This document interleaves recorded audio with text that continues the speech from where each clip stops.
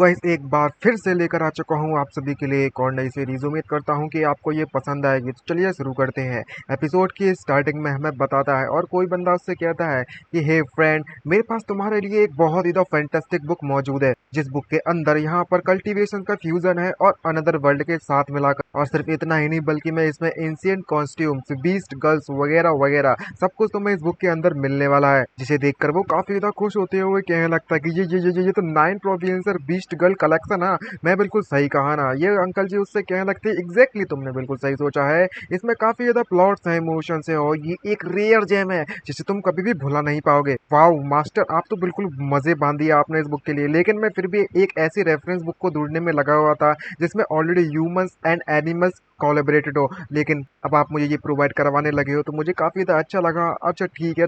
मैं तुम्हारी इच्छा को समझ चुका हूँ। शॉप ओनर इधर उधर देखता है और उससे कहने लगता है कि तुमने बिल्कुल सही कहा, ये ह्यूमंस एंड एनिमल्स से रिलेटेड एक बुक है। इसका जो ऑथर है वो अभी अभी अंदर गया है थोड़े बहुत काम करने के लिए, इसलिए मैं तुम्हें ये मौका देखते हुए ये सस्ते में बेच देता हूँ। लगता है कि हमारी किस्मत यहीं पर मिली हुई थी, इसलिए मैं तुम्हें प्रोवाइड करवा रहा हूँ। इसको देखकर वो काफी खुश हो जाता है और फिर उसके बाद मैं अपने घर पर वापस आ इस बुक को देखने के लिए रेडी होता हूँ। अपने बारे में बताया जाए तो मैं 18 साल का बंदा हूँ और मैं यहाँ पर एक बहुत ही बड़ा काम करने वाला हूँ। लेकिन जब मैं उसे बुक को खोलने की कोशिश करता हूँ तो वो बुक मेरे से खोली नहीं जाती और समझ नहीं आता कि आखिरकार इस बुक की परेशानी क्या है। लेकिन अचानक से वो बुक जोर ज्यादा जोर से चमकने लगती और उस बुक में से का एक होलोग्राम निकलते हुए उसमें से आवाज आती है कि हमें इंतजार करते करते 1300 ईयर्स निकल चुके हैं और फाइनली हम आपसे मिलकर बहुत ज्यादा खुश हुए। जिसको देखकर इसकी नाक से खून बहने लगता है। जो अपनी खुशियां मना ही रहा होता है तभी उसमें से बहुत ज्यादा हाथ निकल कर उसको अंदर की तरफ घसीटने लगते हैं और वो शौक होते हुए कहने लगता है कि यहाँ पर क्या चलने में लगा हुआ है, कोई तो मुझे बचा लो, ये मुक्क तो मुझे निगलने वाली है। और मैं अपने आप को एक अजीब सी और नई दुनिया में शक होते हुए पाता हूँ। मैं तो बस यहाँ पर एक ल्यूड स्टेप देखना चाहता था, लेकिन मेरे साथ ये सब क्या हो गया। और तभी वहां पर उसकी आंखें खुलती हैं जिससे इसका चेहरा पूरा खून से सना हुआ है और वह अपने आप को एक अजीब सी जगह पाता है और इधर उधर देख कर कहने लगता है कि आखिरकार मैं कहाँ पर हूँ, क्या मैं वाकई में ट्रांसमिग्रेट हो चुका हूँ, दूसरे वर्ल्ड में आ चुका हूँ। मेरा सर बहुत ज्यादा दुख रहा है, बगल में पानी मौजूद है, मैं जाकर देखूँ आखिरकार मेरे सर दुख क्यों रहा है और अपना मुंह भी देखकर देखता हूँ। लेकिन जैसे ही पानी में देखता हूँ तो मुझे पता चलता है कि शिट, ये बॉडी तो मेरी है ही नहीं है, मेरी तो बॉडी किसी और तरीके से दिखा करती थी। और अचानक से इस बॉडी के ओरिजिनल ओनर की सारी मेमोरीज मेरे दिमाग में आना चालू हो गई। तब मुझे इस वर्ल्ड के बारे में थोड़ा बहुत पता चला था कि इस वर्ल्ड में ह्यूमन कल्टीवेट करते हैं स्पिरिचुअल एनर्जी को एब्जॉर्ब करने के बाद, और वो स्पिरिचुअल एनर्जी निकलती है सोर्स बीस्ट का इस्तेमाल करके। और बात करें इस बॉडी के ओनर के बारे में तो इस बंदे का नाम लिन जिंग है, जो कि सोर्स बीस्ट अफोर्ड नहीं कर सकता अपने कल्टीवेशन के लिए। और इस बंदे का नाम बिल्कुल मेरी ही तरह है। और एक समय की बात है जब ये बंदा उधर उधर से घूमने में लगा हुआ था, इसे काफी ज्यादा पसंद है खिड़कियों से दूसरों को पढ़ते हुए देखना कि किस तरीके से क्या नॉलेज मिलने वाली है, और हर तरफ से नॉलेज लेने के लिए आगे बढ़ता है। लेकिन एक दिन जब मैं ऐसे ही घूमने में लगा हुआ था तभी अचानक से उसने एक लॉर्ड के सिटी लॉर्ड के बेटे को देख लिया था प्लॉट करते हुए, क्योंकि वो अपने फीमेल क्लासमेट को ड्रग कर उसके साथ कुछ गड़बड़ करना चाहता था। लेकिन सिटी लॉर्ड के बेटे ने भी मुझे देख लिया कि मैं उसकी बातों को सुनने में लगा हुआ हूँ, तो उसने कई सारे लोगों को मेरे पीछे भेज दिया ताकि मैं वो लोग मुझे जाने के लिन जिंग को पकड़ सके। लेकिन इस बॉडी का जो ओरिजिनल ओनर है वो अपने आप को बचाने के लिए वहां से भागने में लगा हुआ था और भागते भागते वो एक पत्थर से जाकर टकरा गया और यहीं पर इस सिटी से बाहर निकलने के बाद इसकी मौत हो जाती है। ये बात सुनने के बाद मुझे वाकई में बहुत ज्यादा बुरा लगा कि जो ओरिजिनल ओनर है इस बॉडी का, वो उसकी लाइफ इतनी ज्यादा पथेटिक थी कि वो इस तरीके से मारा गया, कितनी ज्यादा ट्रेजिक है मानना पड़ेगा। तो मैं भी बिल्कुल सही लगता है ना कि कितनी ब्यूटीफुल लाइफ है उसकी। और तो और सिर्फ इतना ही नहीं, तुम दोनों के नाम सिर्फ और सिर्फ सेम ही नहीं बनते, बल्कि में तुम्हारे जो चेहरे हैं वो भी सेम ही मिलते हैं। और मैंने तुम्हें इस बॉडी में रिवाइव कर दिया है, तो मुझे लगता है कि तुम्हारी लाइफ पर इससे कोई बड़ा इम्पैक्ट नहीं पड़ने वाला। क्या तुम्हें मेरा धन्यवाद नहीं कहना चाहिए? ये देखकर ये काफी घबराता है और चिल्लाते हुए क्या लगता है कि अबे तेरी ये क्या चीजें नहीं बवासी, हम लोग यहाँ पर क्या कोई हॉरर मूवी शूट करने में लगे हुए हैं जो तुम मुझे यहाँ पर लेकर आ चुके हो। मैंने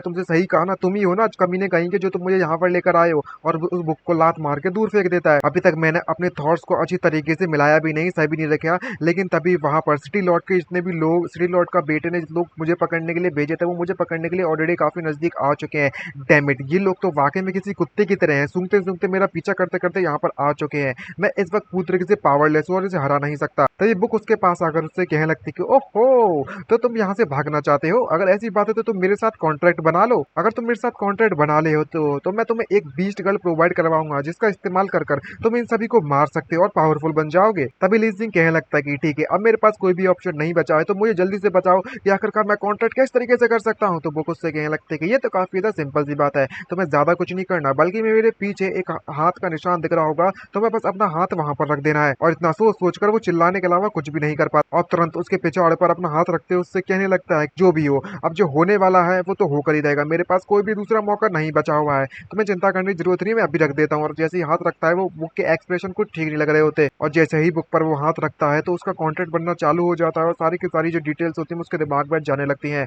और मैसेज आता है कि कॉन्ट्रैक्टर लिंजिंग पजेस करता है इमोर्टल सेंट बॉडी को, ये कंफर्म हो चुका है और कॉन्ट्रैक्ट को इनिशिएट किया जा रहा है। और पीछे से भागे के सभी लोग उस पर अटैक करने के लिए कूद पड़ते हैं। वो बुक छोड़ने का नाम ही नहीं ले रही होती है उसके हाथ को। तभी बुक उससे बोलती है कि कॉन्ट्रैक्ट कंप्लीट हो चुका है, अब तुम यहाँ पर अपनी पहली बीस्ट गर्ल को ड्रॉ कर सकते हो। तभी लिंजिंग कहने लगता है कि मेरे पास बिल्कुल भी समय नहीं है, अपनी बकवास करना बंद कर और फटाफट से पहली बीस्ट गर्ल को तुम ड्रॉ कर लो। जैसे ही वो अपनी एनर्जी से ड्रॉ करता है तो वहां पर चारों तरफ उसकी आग जलने लगती है और वो बुक उसे कांग्रेचुलेट करते हुए उससे कहने लगते हैं कि तुमने पहली बार में ड्रॉ किया है प्रोमिडल की वो ट्रू फायर बीस्ट गर्ल को। ये बात सुनकर वो पूरी तरीके से कंफ्यूज हो जाता है और जैसे ही बीस्ट गर्ल बाहर आती है वो हमारे एमसी लिंजिंग को देखकर उससे कहने लगती है कि मेरे एम्परर, मुझे आपको देखकर काफी ज्यादा खुशी हुई और इस बीस्ट गर्ल का नाम जी के है। और जैसे ही इस बीस्ट गर्ल को देखते हैं तो सभी के सभी लोग जो भी पकड़ने के लिए आ रहे थे लिंजिंग को, वो काफी सरप्राइज हो जाते हैं और कहने लगते हैं कि शिट, ये क्या चीज है, ये तो ह्यूमनोइड सोर्स बीस्ट है, मैंने तो इतना ज्यादा हाई लेवल का ह्यूमनोइड सोर्स बीस्ट इससे पहले कभी भी नहीं देखा है। मैंने सुना है कि हाई लेवल के जो सोर्स बीस्ट होते हैं वो बहुत ज्यादा महंगे होते हैं, चाहे कुछ भी हो जाए हमें इसे चुराना होगा। इसको देखकर लगता है कि इसने अभी तक इस ह्यूमनोइड सोर्स बीस्ट के साथ कॉन्ट्रैक्ट नहीं बनाया है। जल्दी से जाओ और हमारे यंग मास्टर को इसको बता दो और हम इसको प्रेजेंट कर सकते हैं अपने यंग मास्टर के। लेकिन ये बात इस बीस्ट गर्ल को यानी कि जीके को बिल्कुल भी पसंद नहीं आती और वो अपनी आंख से सभी के सभी लॉन्डो को वहीं पर भून कर रख देती है। लेकिन इसको देख कर लिंजिंग बहुत ज्यादा घबरा जाता है और घबराते घबराते उसके पसीने छूट जाते हैं और कहने लगता है कि शिट, इसने तो बस अपने हाथ को नॉर्मली घुमाया था और ये लड़की इतनी पावरफुल है कि इसने इन सभी की बैंड बजा दी है बुरी तरीके से, मैं तो इसके सामने पूरी तरीके से नूब हूँ। तभी जी के एमसी के काफी नजदीक आते उससे कहने लगते कि मेरे एम्परर, मैं यहाँ पर आपके सर्वेंट के तौर पर आपको सर्व करने के लिए आ चुकी हूँ और मैंने आपका न जाने कितने हजारों सालों से इंतजार किया है और फाइनली मुझे एक मौका मिल चुका है आपको सर्व करने का। ये बात सुनकर वो पूरी तरीके से कंफ्यूज होती है, क्या लगता है आखिरकार हम लोग अभी इस मैटर के बारे में चिंता नहीं करते तो ज्यादा बेटर रहेगा। अभी जो लोग हमारे पीछे पड़े हुए हैं हम उनसे पहले निपटना चाहिए, वरना वो लोग हमें परेशान करेंगे। ये लड़की अपने आप पर कंट्रोल नहीं कर पाती और टूट पड़ती है हमारे एमसी लिंजिंग और उससे कहने लगती है कि मेयोर मैजेस्टी, अब आप यहाँ से नहीं जा सकते हो भागकर, आज चाहे कुछ भी हो जाए मैं अपने आप को अपने मैजेस्टी को देकर ही रहूंगी और मुझे कोई भी नहीं रोक सकता। जिसको देखकर वो काफी घबरा जाता है और उससे दूर भागने की कोशिश करता है।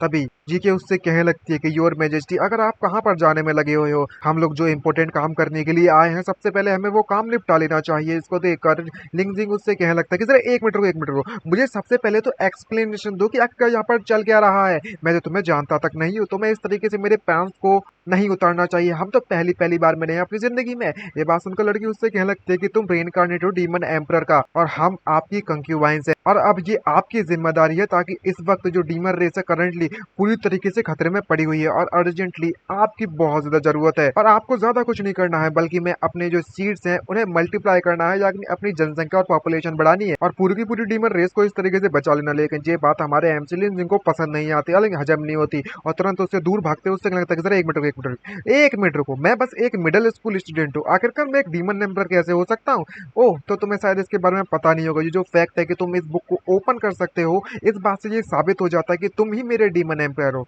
और सिर्फ डीमन एम्परर जो पजेस करते हैं इमोर्टल सेंट बॉडी को, वो ही इस 9 प्रोवियंस बीस्ट गर्ल कलेक्शन को ओपन कर सकते हैं। और इससे मैं ये साबित हो चुका है कि मैं गारंटी कह सकती हूँ आप ही डीमन एम्परर हो। मैं बिल्कुल भी गलत नहीं हूँ इस बात को लेकर। क्या ऐसा पॉसिबल हो सकता है कि आप ऐसा मेरे बारे में सोचती हो कि मैं आपके फेवर के लायक ही नहीं हूँ और आप मुझे बिल्कुल भी पसंद ही नहीं करते। ये बात सुनकर लिंजिंग थोड़ा सोचता है और दूसरे उसकी एंजल वाली साइड उससे कहती है शांत हो जाओ ब्रो, शांत हो जाओ, अपने आप पर कंट्रोल रखो। डेविल वाली साइड उससे कहने लगती है कि जो ब्लेसिंग है वो तुम्हारे दरवाजे पर खुद आ चुकी है है तो आखिरकार तुम इसे मना कैसे कर सकते हो। ये जो गर्ल है वो ऑलरेडी स्ट्रेट फॉरवर्ड है, तुमसे डायरेक्टली मांगने में लगी हुई है, तुम इस तरीके से मना नहीं कर सकते। उसे धक्का देकर बाहर भगाकर हमारा MC लिनजिंग डेविल की रीजनिंग को मानने में कामयाब रहता है और बाहर में गया अच्छाई और बुराई। फाइनली उसे कहने लगता है कि आ जाओ चलो कंपटीशन स्टार्ट करते हैं। और तभी ये जी के डायरेक्टली हमारे MC लिनजिंग पर कूद पड़ती है, जिसको देखकर लिनजिंग पूरी तरीके से कंफ्यूज हो जाता है, शर्माया लगता है और कहने लगता है कि प्लीज आराम से करना, ये मेरा पहली बार होने वाला है। लेकिन ऐसा होने वाला ही होता है। वो काफी खुश होता है, तभी वो उस जीके को अपने अंदर समा लेती है और कहने लगती है कि ये बिल्कुल भी परफेक्ट और सही टाइम नहीं है ये सब करने का। जिसको देखकर उसे काफी ज्यादा गुस्सा आती है और कहने लगती है कि मैंने ऑलरेडी अपने पांच को नीचे उतार लिया था, तुम आखिरकार किस लिए इंटरप्ट करने में लगे हुए हो। तो बुक उस पर चिल्लाते उससे कहने लगते कि तुम्हें पता भी है कि अगर तुम इस तरीके से ये सब करते हो वो भी इस मूवमेंट पर, तो तुम्हारे साथ क्या होने वाला है। तो कंफ्यूज होते हुए वो उससे पूछने लगता है कि तुम मुझे बताओ क्या होने वाला है। तो बुक उसे एक्सप्लेन करती है सब कुछ और धीरे धीरे करके बताते उससे कहने लगती है कि मैं तुम्हें सबसे पहले तो इस वर्ल्ड के बारे में बताया जाता हूँ।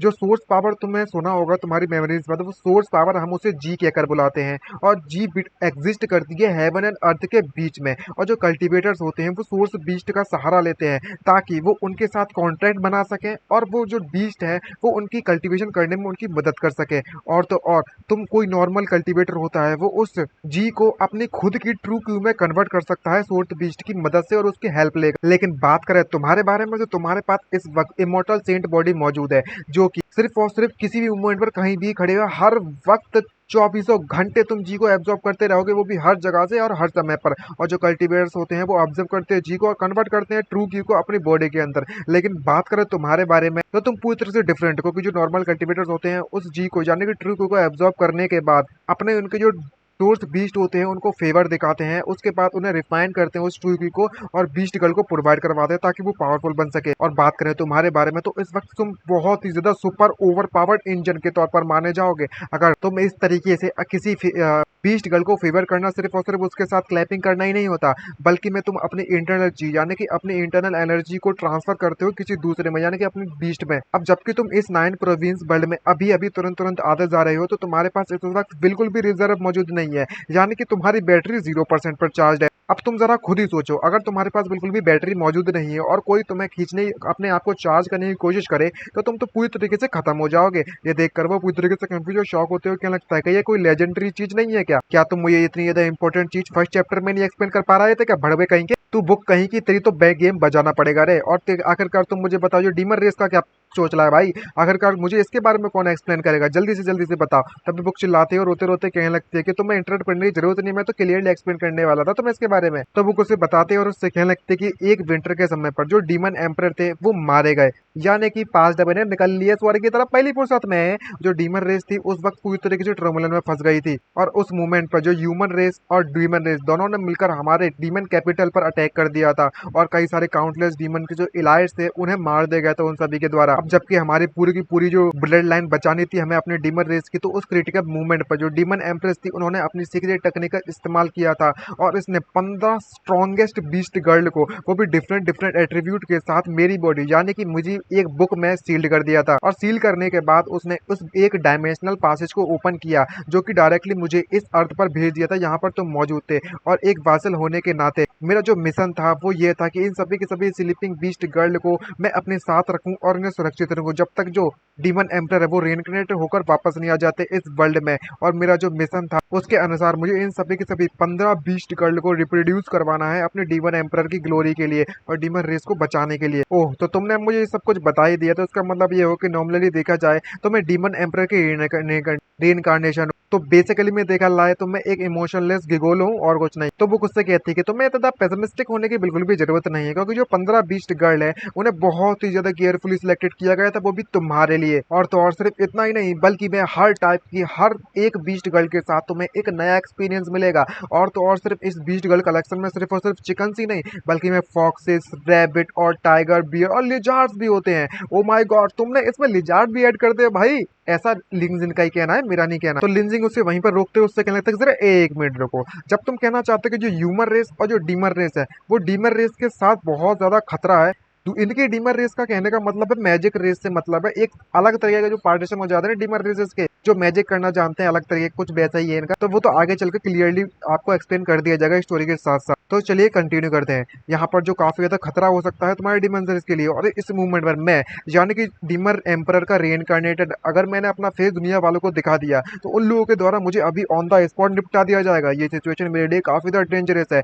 और इसलिए मैं इन सभी के सभी बीस्ट गर्ल को ब्रीड करने के लिए बिल्कुल भी खतरा मोल नहीं ले सकता, और इसलिए मैं मना करता हूँ। जिसको देखकर वो बुक काफी ज्यादा एविल और रिलीज करती है, और उससे कहने लगती है कि तुम्हारा जो कॉन्ट्रैक्ट है वो मेरे साथ ऑलरेडी बन चुका है, और अब तुम यहाँ से वापस नहीं जा सकते क्योंकि ये तुम्हारे लिए काफी लेट हो चुका है। और अगर तुमने मेरे साथ कोऑपरेट करने के लिए मना किया तो मेरी जितनी भी 15 की 15 जो बीस्ट गर्ल्स है सभी को मैं रिलीज कर दूंगा। उसके बाद तुम सोच लो वो तुम्हारे साथ क्या करेंगे, तुम्हारे चीतरे चीतरे उड़ा देंगी। और भाई तो कतई डेविल लग रहा होता है इस वक्त ये बुक। ये बात सुनकर लिंजिंग मन में सोचते हुए क्या लगता है कि इस समय पर जितनी भी बीस्ट गर्ल्स है वो डेफिनेटली मेरी एनर्जी को पूरी तरीके से एब्जॉर्ब करना चाहती है, और मुझे बात तो ये कहनी पड़ेगी जैसा कि उसने मुझसे कहा था, और मुझे वैसा ही करना पड़ेगा जैसे वो लड़की मुझसे कहेगी। और ये जो बुक है वो भी बड़ी हरामी है भाई। आई इसका जेंडर तो कुछ पता नहीं है बुक का, लेकिन जो भी है बुक बड़ी हरामीन है। बड़ा भाई साहब मुझे धमका देने में लगी हुई है कि वो सभी के सभी रिलीज कर देगी इन बीस्ट को, और मेरी मदद नहीं करेगी इन बीस्ट को सील करने में। और तो और बात करें इस जीके के बारे में, इसको देखकर लगता है अभी इसकी एनर्जी को ये काफी ज्यादा पावरफुल है, और मैं इसकी प्रोटेक्शन का फायदा उठा सकता हूँ। इसकी प्रोटेक्शन के साथ मैं सुरक्षित रह सकता हूँ। बस मुझे अपनी प्रोटेक्शन हासिल करने के लिए नाइट में थोड़ा ओवर वर्क करना पड़ेगा और कुछ भी नहीं। तो बुक मुझे एक बात बताओ, तुमने मुझसे कहा था कि मैं कभी भी और कहीं पर भी और किसी भी समय पर एब्जॉर्ब कर सकता हूँ इस जी एनर्जी को, और एब्जॉर्ब करने के बाद इसे कन्वर्ट कर सकता हूँ इस जी को कहीं भी और कभी भी कैसे भी। लेकिन मुझे अपनी बॉडी में कुछ भी महसूस क्यों नहीं होने में लगा हुआ है। तो बुक उससे कहती है कि तुम्हें जब फाइट करोगे तो तुम्हें इसका अंदाजा लग जाएगा। ये सुनकर वो कंफ्यूज होता है और कहने लगता है कि फाइट, लेकिन किसके साथ, मैं किसके साथ फाइट करूंगा, कैसा पॉसिबल हो सकता है, कोई आने वाला है मुझसे फाइट करने के लिए।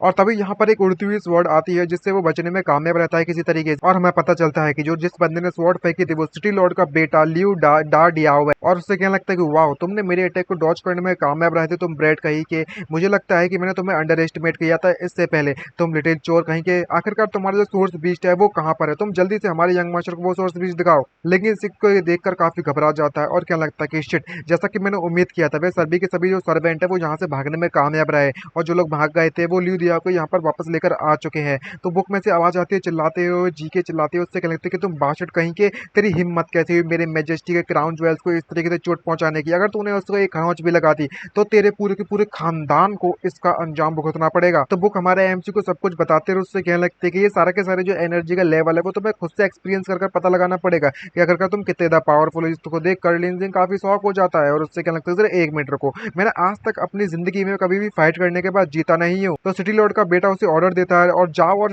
लिंजिंग को पकड़ लो, और उन सभी से कहने लगता है कि तुम्हारे पास जो सोर्स बीच है तुम उसे हमारे हवाले कर दो और हम तुम्हें बख्श देंगे। जिसको देख कर इसे काफी ज्यादा गुस्सा आती है और वो अपने गुस्से को कंट्रोल नहीं कर पाता और सारी की सारी एनर्जी को अपने पंच पर इकट्ठे करते हुए उसके बीस्ट के सीधे सीने में दे मारता है और कहने लगता है कि तुम मुझे इतना परेशान करना बंद कर दो। और जैसे वो पंच मारता है उसे अपनी एनर्जी का भी कोई अंदाजा नहीं होता और उसे बहुत ही दूर जगह फेंक दिया जाता है। तभी उसके बाद हमें एक लड़की को दिखाया जाता है जो कि किसी ऐसे लग रही होती है किसी ने किसी जालियों में फंस चुकी हो, किसी झाड़ियों में, और कहने लगती है कि मैंने अभी भी यहाँ पर किसी को आते हुए देखा था, जरा देखो तू यहाँ पर क्या चलने में लगा हुआ है। वाओ, ये पावर मेरी बॉडी में ऐसी मैंने पहले कभी भी नहीं देखी, ये तो काफी ज्यादा एक्सट्रीम पावर है। तो वो उससे कहती है कि ये जो पावर है इस तुम 1 घंटे में तुमने इतना एब्जॉर्ब कर ली थी तब तुम इतने पावरफुल बन चुके हो। सोचो अगर तुम ऐसे ही समय के साथ साथ चलते रहे तो तुम कितने पावरफुल बन जाओगे। और तभी अचानक से एक स्नेक जैसी चीज आती है और उसे के हाथ पैरों को बांध दिया जाता है चारों तरफ से। पता चलता है कि सिटी लॉर्ड के बेटे के चमचों के सोर्स बीस्ट होते हैं जो कि 4 1 स्टार सोर्स बीस्ट है जिन्हें आयरन स्नेक कहा जाता है, और वो इस फॉर्मेशन को बना दिया है जिससे कि उसे पकड़ने में कामयाब रहे। सिटी लॉर्ड का बेटा उससे कहने लगता है कि हे बच्चे, क्या तुम वाकई में मेरे साथ बचकर निकलने में कामयाब रहोगे मेरे सामने यहाँ पर होते हुए? ऐसा मैं कभी भी नहीं होने दूंगा। जो भी तुमने मेरे सोर्स बीस्ट के साथ किया है उसका बदला लिया जाएगा। चलो मेरे सोर्स बीस्ट प्यारे से इस पर अटैक कर दो आओ। और जैसे ये दोनों के दोनों अटैक करने के लिए आगे बढ़ते हैं तभी उस लड़की की एंट्री होती है और वो उसको वहीं पर रोक देती है। और थोड़ी सी डिटेल बताया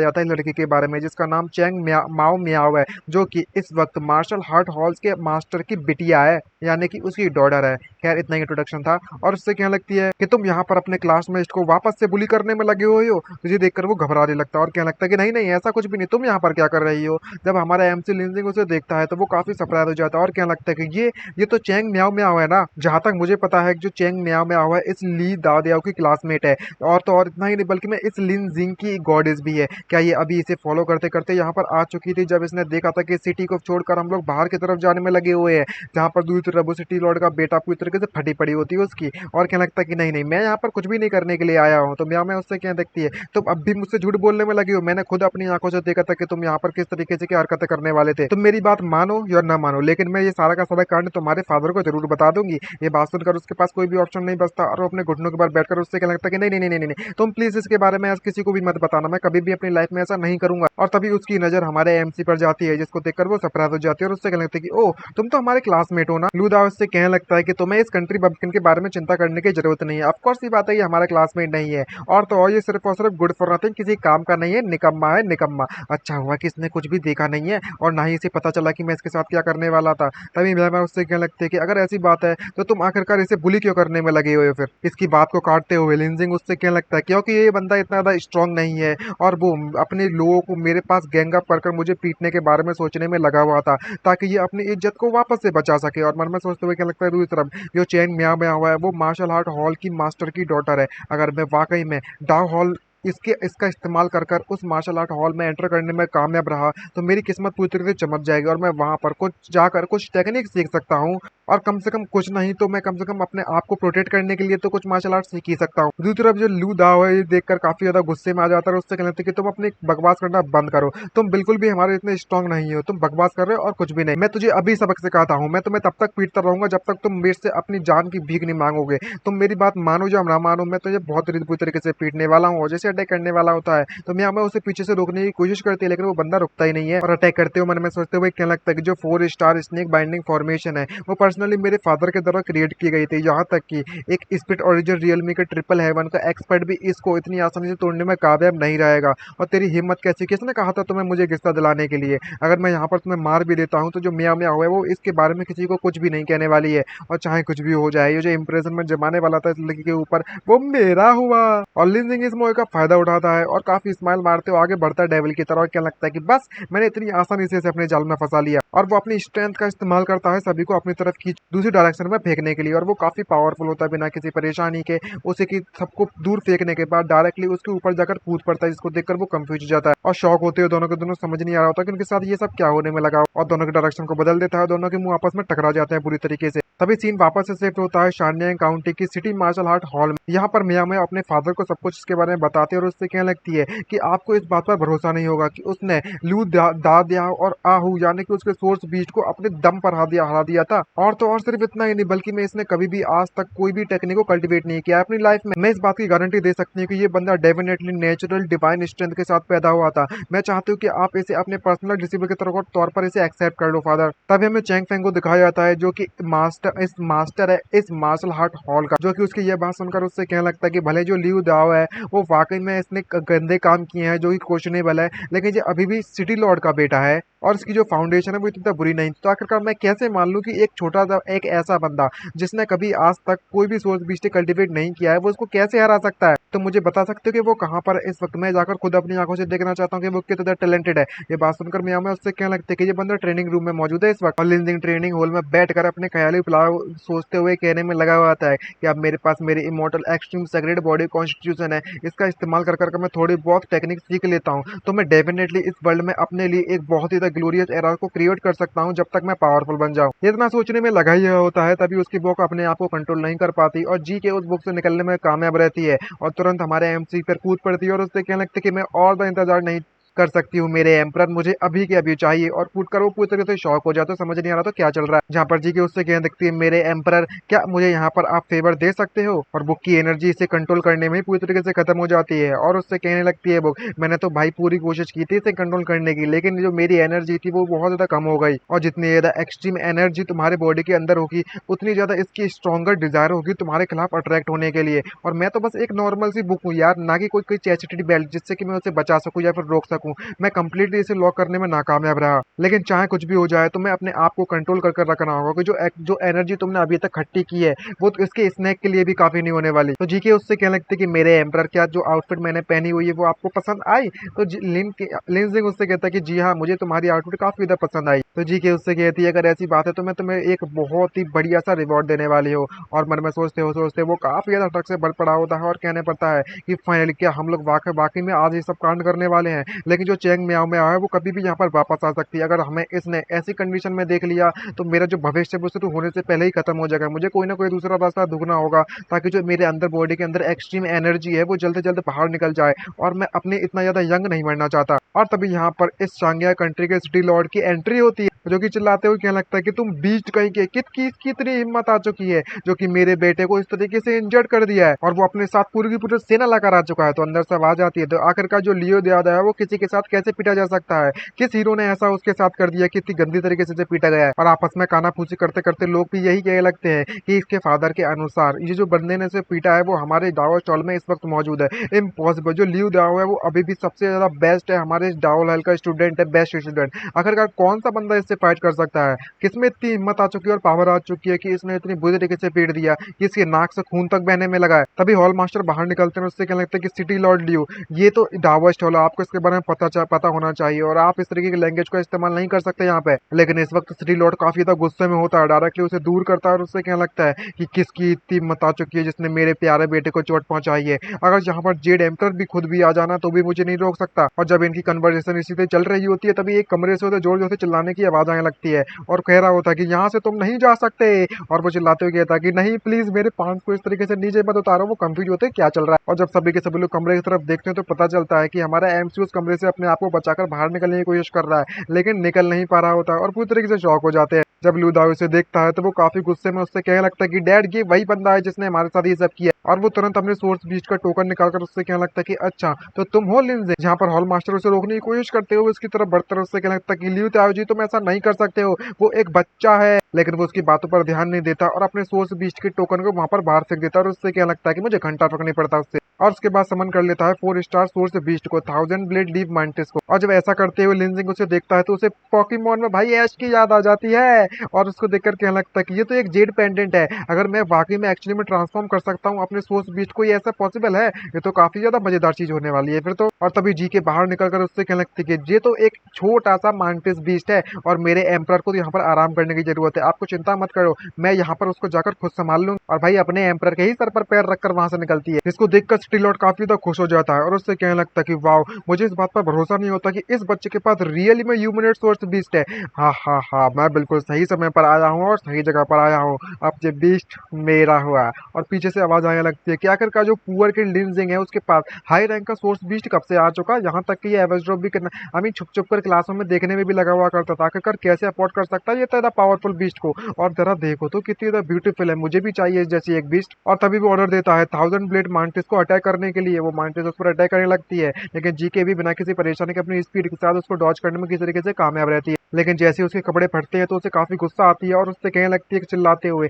तेरी हिम्मत कैसे हुई इष्टे की मांटिस कहीं के, तुमने मेरे कपड़े पूरी तरीके से तबाह कर दिए हैं। दूसरा लिंजिंग इसको फाइट करते हुए देखकर काफी घबराने लगता है और उससे कहने लगता है कि भाई बुक क्या तुम मुझे बता सकते हो कि आखिरकार जो सोर्स बीस्ट का लेवल है जीके का, तुम मुझे बताओ क्या है। जो 1 स्टार सोर्स बीस्ट है वो डॉज भी नहीं कर सकते इस 4 स्टार मांटिस बीस्ट के अटैक को क्या। तो वो उससे बताती है और उससे कहने लगते कि भले ही जो जीके है वो एक डीमन है लेकिन वो एक टॉप टायर सोर्स बीस्ट है, और इसी कारण से इसे सील्ड इस बुक में सील्ड हुए काफी ज्यादा समय हो चुका है। और जो सील होने के कारण इसकी पावर है वो धीरे धीरे करके कम होती रही थी, इसकी जो पावर वो कम्प्लीटली ड्रेन हो चुकी है और इसकी स्ट्रेंथ भी अब जैसी हुआ करती थी वैसी है नहीं। लेकिन जो फायर काउंटर करता है वुड को, तो जीके बिल्कुल पूरी तरीके से सुरक्षित रहेगी। और तभी जीके को काफी गुस्सा आती है और वो गुस्से में अपने मुंह के अंदर एनर्जी इकट्ठी करती है और कहने लगती है कि लिटिल बग तुझे तो अब सबक सिखाना पड़ेगा रे, तेरा गेम बजाना पड़ेगा रे। और वो तुरंत अपने मुंह से किसी ड्रैगन की तरह आंख फूंक देती है और कहने लगती है कि तुम मांटिस बीस्ट कहीं के, अब तुम जल जाओ। लेकिन तभी अचानक से उसके पीछे सिटी लॉर्ड आकर उसे पकड़ने के लिए आता है और उससे क्या लगता है कि ये सोर्स बीस्ट अब इतनी बुरी भी नहीं है,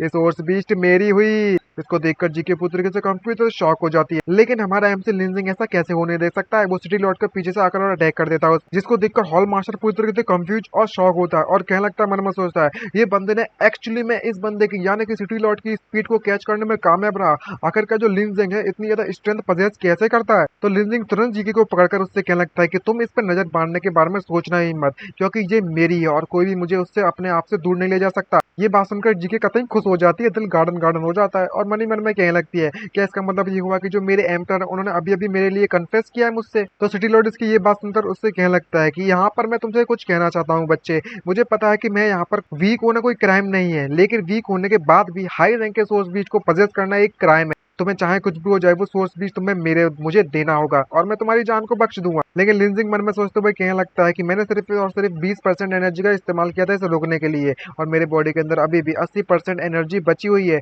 जो कि मैं इस बंदे पर यूज कर सकता हूँ। जी के मुझे लगता है आसानी से बचाने में मैं उसे कामयाब रहूंगा और उसे चैलेंज करने लगता है, अगर तुम्हारे पास वाकई में इतनी एनर्जी है, अगर तुम्हारे पास वाकई में इतनी एबिलिटी है तो आओ आओ और मुझसे फाइट करो, अगर तुम्हें इतनी हिम्मत है तो खुद उसे लेकर दिखाओ। और मन में कहने लगता है कि भले ही मैं इसे अपने हाथ आगे से पीट नहीं सकता लेकिन मैं हॉल मास्टर के पीछे जाकर छुप तो सकता हूँ। ये सारा का सारा कांड होते हुए म्याओ म्याओ देखती है तो वो काफी घबरा जाती है और अपने डैड से कहने लगती है कि हे डैड जल्दी से उसकी मदद करो। आपको तो पता ही होगा जो सिटी लॉर्ड लीव है आफ्टर ऑल वो 3rd लेवल के स्काई ओरिजिनल रियलमी के बंदे हैं और इस पूरी की पूरी जगह पर उनके अलावा सिर्फ और सिर्फ आप ही ऐसे बंदे हो पूरे के पूरे शानयांग कंट्री में काउंटी में जिसे आप जो उसे रोक सकते हैं। लेकिन ये बात सुनकर इस बात से वो बिल्कुल भी एग्री नहीं होता और मन में सोचते हुए कहने लगता है कि लिंजिंग तुम्हारे पास वाकई में काफी ज्यादा सीक्रेट्स हैं और तुमने एक मिरेकल क्रिएट कर दिए हैं काफी सारे और मैं देखना चाहता हूँ कि तुम यहाँ पर अब क्या करोगे। लेकिन सिटी लॉर्ड यहाँ पर भी नहीं रुकता, वो अपने हेवनली हैमर का इस्तेमाल करता है और कहने लगता है कि अब तुम यहाँ से बच के दिखाओ क्योंकि जो मेरा हेवनली हैमर है वो किसी लाइटनिंग की तरह है। ये बात सुनकर हॉल मास्टर भी शॉक हो जाता है और सिटी लॉर्ड काफी पावरफुल एनर्जी रिलीज करते हुए उससे कहने लगता है कि एक बार मैं इसे अनलीश कर दूं तो कोई भी इस पावर को डॉज नहीं कर सकता और ये तुम्हारे लिए ऑनर वाली बात होने वाली है कि तुम इस मूव के साथ मरने वाले हो और तुम्हारे लिए सम्मान वाली बात है ये तो। लेकिन ये बात सिटी लॉर्ड को बिल्कुल भी पसंद नहीं आती और वो उसे रोकने के लिए हॉल मास्टर को बिल्कुल पसंद नहीं आती है तो वो सिटी लॉर्ड को रोकने के लिए उसकी तरफ बढ़ता है और उससे क्या लगता है कि तुम ऐसा बिल्कुल भी नहीं कर सकते हो, तुम्हारा दिमाग तो खराब नहीं हो चुका है, तुम इतनी पावरफुल अटैक एक यंग मैन के खिलाफ इस्तेमाल करने वाले हो। लेकिन वो कितनी भी रफ्तार से सिटी लॉर्ड की तरफ बढ़ पड़े लेकिन सिटी लॉर्ड की जो रफ्तार है और पावर है वो काफी ज्यादा होती है इसके मुकाबले में और वहां पर अपने उस जीके को बचाने के लिए हमारा एमसी से दूर फेंकता है और उससे क्या लगता है कि भले ही मैं उसे अपने आप को हिट करवा दूंगा लेकिन इससे कुछ भी नहीं होने दूंगा। जीके चिल्लाते उससे लगता है कि मेरे एम्पर आपको सावधान रहना चाहिए। सिटी लॉर्ड और लिंजिंग की जब पावर आपस में टकरा जाती है तो लिंजिंग बहुत इधर दूर जगह गिरता है कई सारी दीवारें क्रॉस करने के बाद और हॉल मास्टर यहाँ पर एक स्टेप लेट हो जाता है उसे रोकने के लिए और बचाने के लिए। सिटी लॉर्ड इसको देखकर काफी खुश होता है इस हालत में और उससे क्या लगता है कि तेरी हिम्मत कैसे है मेरे साथ फेस टू फेस इस तरीके से हमला मेरे झेलने की, तुमने वाकई मुझे फोर्स कर दिया था मुझे 3 कदम पीछे करने के लिए, मानना पड़ेगा तुम में दम तो है, इस बात से मैं भी मानता हूँ लेकिन कितनी शेम वाली बात है कि तुम काफी ज्यादा दूर तक जा चुके हो, तुमने मेरे बेटे को चोट पहुंचाने की कोशिश की है तो इसलिए मैं तुम्हारा यहीं पर अंत करता हूँ तुम्हारा। और म्याओ म्याओ और जीके इसको देखकर काफी शॉक हो जाते हैं और उससे लगता है कि योर मैजेस्टी लिंजिंग क्या तुम ठीक हो। लेकिन जैसे ही वो दोनों के दोनों लिंजिंग की तरफ जाते हैं तो लिंजिंग इस तरीके से खड़े होने में कामयाब रहता है और जोर जोर से चिल्लाने लगता है कि शिट ये बहुत ज्यादा दुख रहा है बहुत ज्यादा दुख रहा है, इसकी बॉडी से खून निकल पड़ता है इधर उधर से और जीके तुरंत उसे जाकर गरल लगा लेती है और उससे कहती है कि तुमने मुझे डरा ही दिया था पूरी तरीके से। और जब ये बात हॉल मास्टर को पता चलती है तो वो भी पूरी तरीके से शॉक हो जाता है और कहने लगता है कि तुम मेरे साथ मजाक तो नहीं कर रहे हो, एक नॉर्मल बंदा हेवनली हैमर के ब्लो को हेड ऑन कैसे झेल सकता है और तो और अगर कोई नॉर्मल बंदा इसके झेलने की कोशिश भी करता है तो सिर्फ और सिर्फ किसकी डेड बॉडी बचेगी। लेकिन इस बंदे को तो देखा इसने सिर्फ उसे झेला ही नहीं है बल्कि में जिंदा है और बढ़िया तरीके से फिरने में लगा हुआ है। वाह क्या ही टैलेंट है मानना पड़ेगा। और तो और सिर्फ इतना ही नहीं बल्कि मैं ये बंदा लॉर्ड जी को कोई फेस भी नहीं दे रहा है यानी कि कोई इज्जत भी नहीं कर रहा है। और इस वक्त सिटी लॉर्ड काफी गुस्से में होता है और तुरंत उसकी तरफ खुश होती है उंगली दिखाते हुए उससे अगले ही पल कहने लगता है कि डैम इट ये वही बंदा है जिसे मैं काफी समय से ढूंढने में लगा हुआ था और आज मैं सभी के सामने इसे इंट्रोड्यूस करवाना चाहता हूँ और आज से और अभी से ये बंदा इस डाउन हॉल में स्टडी करने वाला है। और इतना ही नहीं बल्कि मैं सिटी लॉर्ड का जो मैनर है वो इसकी पूरी की पूरी ट्यूशन फीस और इसके जो मिस कैलेंडर जितने भी एक्सपेंसिव इतना भी खर्चा पानी है हेडमास्टर